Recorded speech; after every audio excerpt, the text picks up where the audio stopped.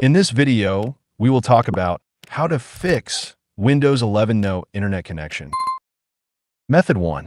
Basic steps. First, click on Start and restart your PC. Then restart your router/modem.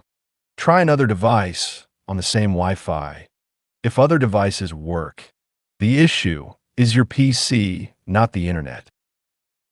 Method 2. Check Wi-Fi is actually on.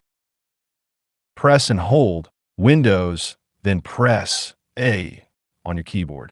Make sure Wi-Fi is on and airplane mode is off.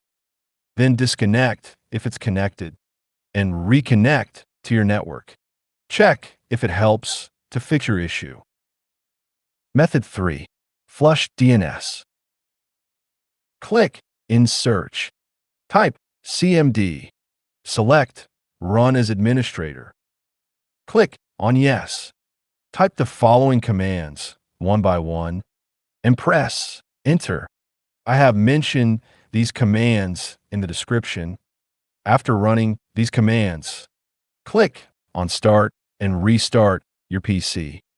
Then check if it helps to fix your issue. Method 4. Reset network settings. Click on Start, open Settings, select Network and Internet. Scroll down, click on Advanced Network Settings. Select Network Reset and click Reset Now.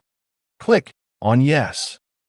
Close it and click on Start, then restart your PC. Hopefully, this will fix your issue.